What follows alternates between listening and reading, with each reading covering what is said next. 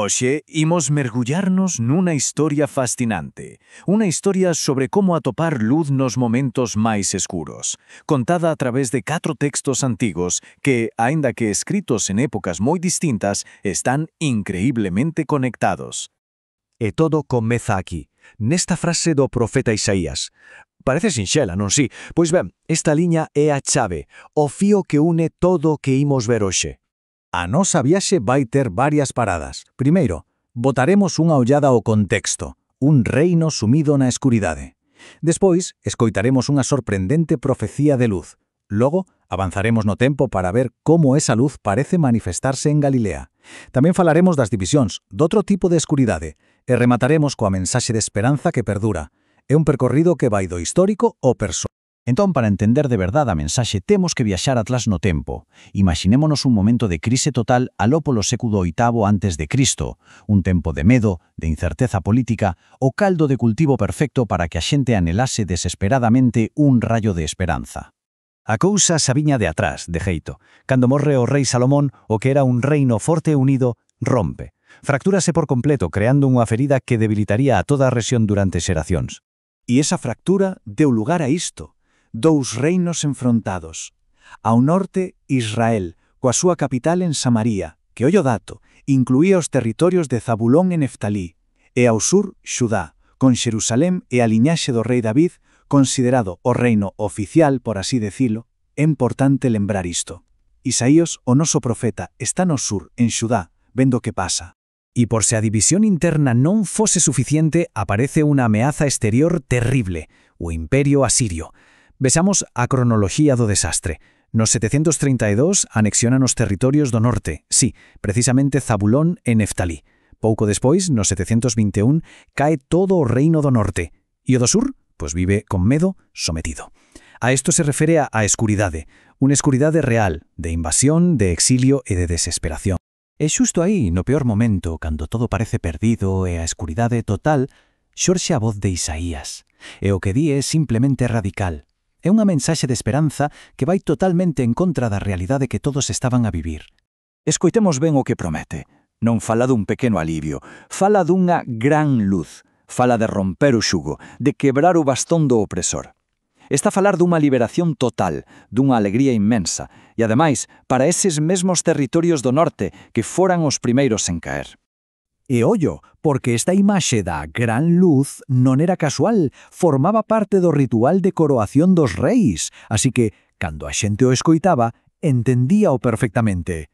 Isaías non estaba só a dar ánimos, estaba anunciando a chegada dun novo rei, un rei lexítimo que o poría todo no seu sitio de novo.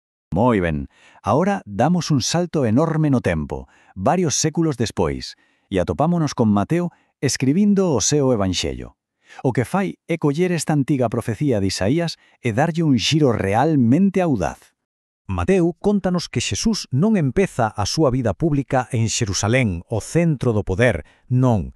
Comeza nun lugar moito máis discreto, Cafarnaún, e aquí ven o detalle clave.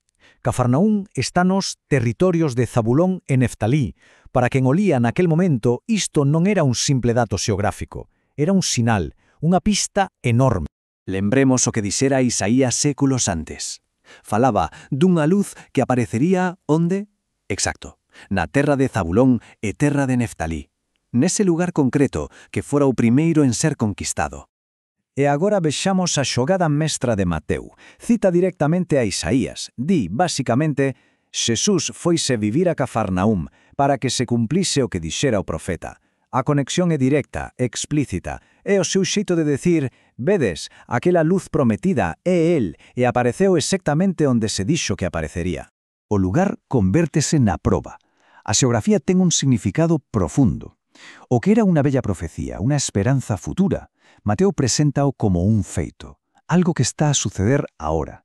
A gran luz chegou. Pero a historia non remata aquí. O concepto de luz e escuridade evoluciona.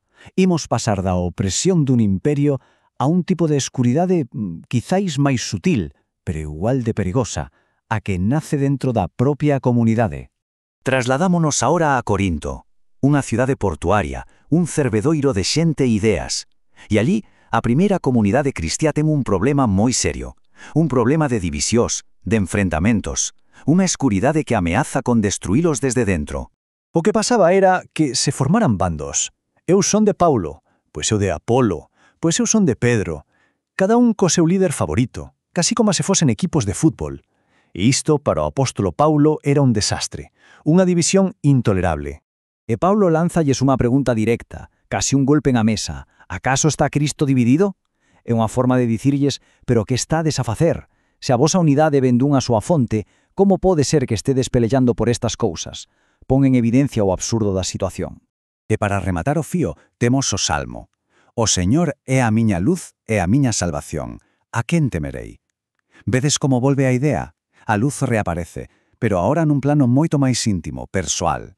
A luz como fonte de fortaleza interior, de corraxe para enfrentar calquera medo, veña de fora ou de dentro.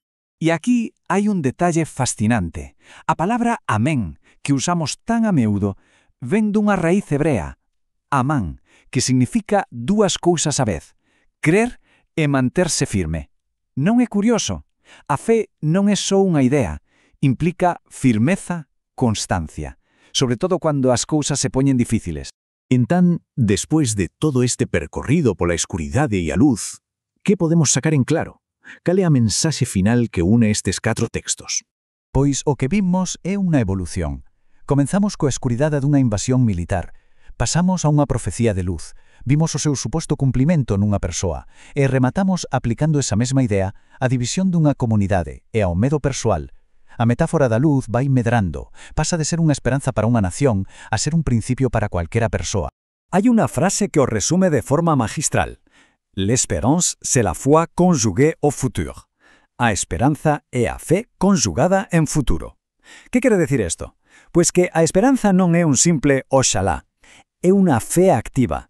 É creer que un futuro mellor é posible e manterse firme nesa crenza, incluso e sobre todo cando todo ao redor é escuridade. E así, esta viaxe a través de textos milenarios desemboca nunha pregunta. Unha pregunta que quizáis se hoxe máis relevante que nunca. Cuando todo parece escuro, cando as cousas se poñen difíciles, que significa, na práctica, creer activamente na luz?